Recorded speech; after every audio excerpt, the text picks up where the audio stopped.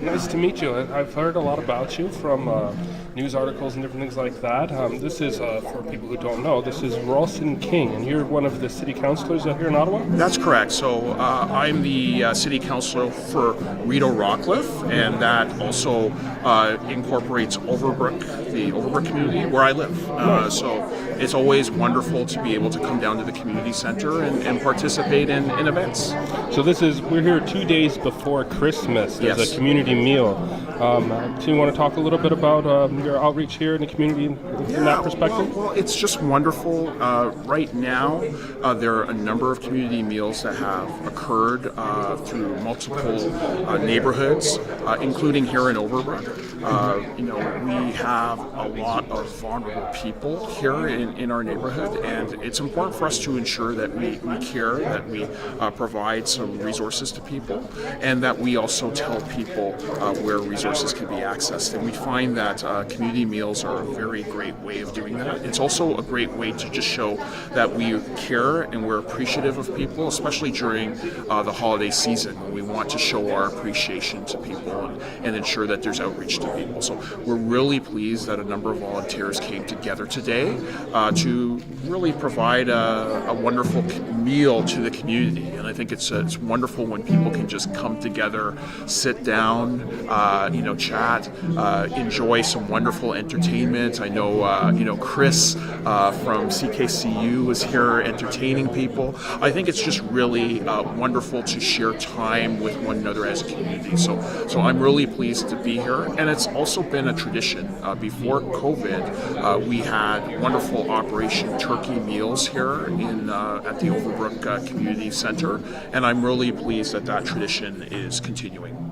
Yeah, that's really wonderful, especially right now during times of food insecurity, rising prices. Absolutely. And also around the holiday seasons, people really need to have a sense of community because people are really lonely right now, and there's a lot of issues after COVID and isolation, things like that. It's wonderful to be able to get out and be a part of the community like that. You're absolutely right. It's important to break social isolation, and so that's why it's important to have these holiday dinners where community members can come together and dine with one another and talk with one another and share experiences together and not be alone during the holidays. And so it's very important, especially with our seniors. So we've had a number of events at OCH properties throughout the ward where it's been primarily seniors, and I really get excited when I see that. They're having a good time. They're talking with one another. They're playing games with one another. They're really sharing the holiday spirit with one another, and I think we need to do more of that. It builds more community cohesion within our communities and our neighborhoods when people get together and they share experiences with one another, and they understand that there are people in the community who care about them. And so, at a basic human level, it's important for us to hold more of these types of events in my estimation. Oh, I totally agree. I've been trying to show people just all the good things about Ottawa. There's a lot of people that are a little bit pessimistic.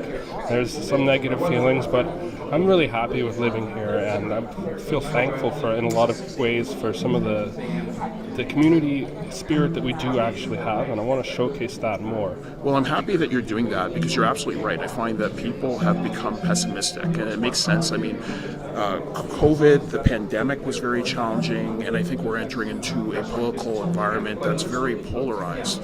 But the reality is, when you look at our community and you think about what's going on in the world, we have a lot of cohesion here. We have a lot of community spirit here. We have a lot of volunteerism here. There are serious challenges to our quality of life, and we're seeing that whether it's the affordability crisis, whether it's the housing crisis, whether it's challenges around illegal drug supply that's really causing harm to many people in the community. But despite all these challenges, challenges, we still have an excellent quality of life, and we still have people who are committed to ensuring that neighborhoods are the best that they can be. And I think it is important for us to be optimistic, especially during the holidays. I think it's important for us to really emphasize the good work that a lot of people do.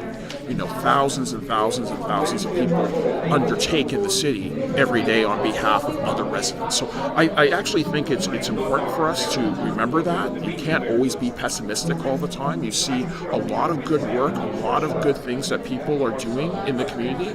And I think of the group behind this meal, all volunteers, out of the goodness of their heart and their soul, just to provide some happiness to residents in Overbrook and throughout the ward. So, the meal here is not just going to be served to residents here, but it's also going to be served to residents, newcomers and new immigrants who are staying in hotels and motels right now. So it's important for us to really emphasize that we care and to show that we're optimistic as a society, that we know that we're going to be in a better place come next year. So I think it's important to really emphasize that.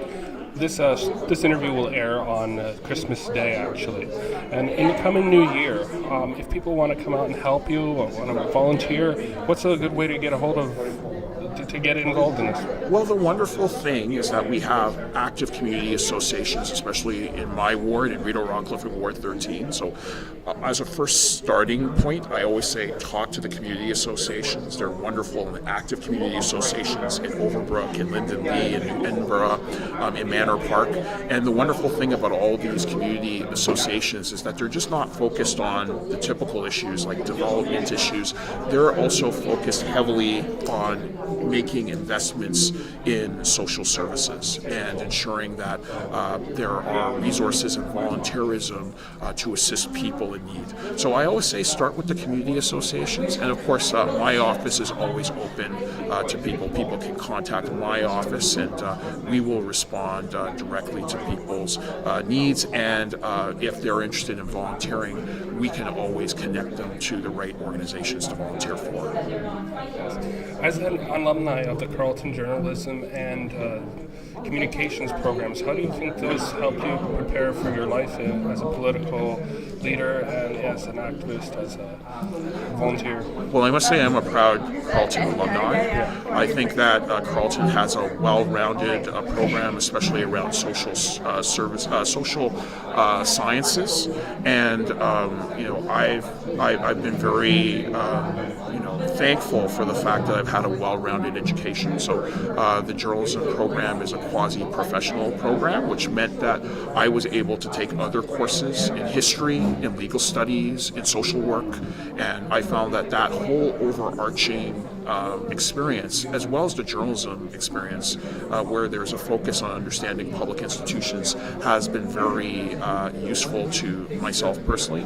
I'm a proud alumni. My wife is a proud alumnus as well.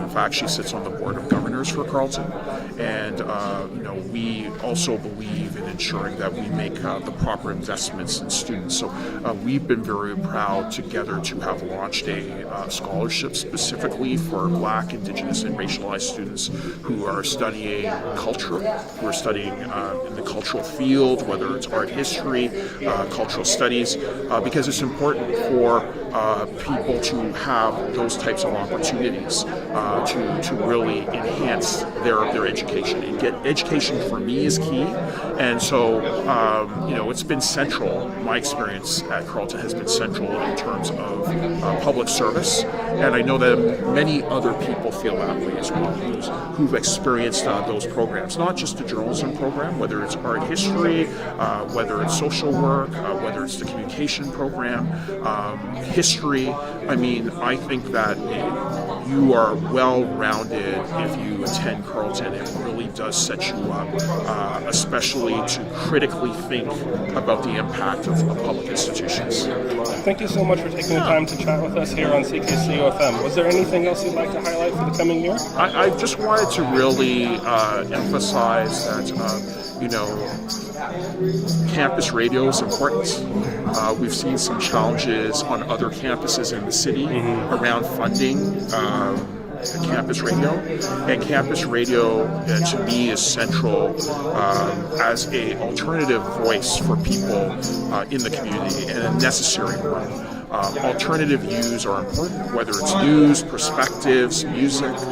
So what I would encourage people to do, I know that your funding drive is wrapped up, but the funding drive is, all year. Support campus radio. I think it's important if you want to support, wonderful local amenities, and if you want to support democracy actually locally. So I want to thank you for all the work that you do. I think local media is actually quite important, and I'm proud of the fact that we have a very robust campus radio station at Carleton. Thank you so much. I look forward to talking to you again in the future and following your career. Thank you. Appreciate it. Have a great day. Take care. Merry Christmas. Thank you.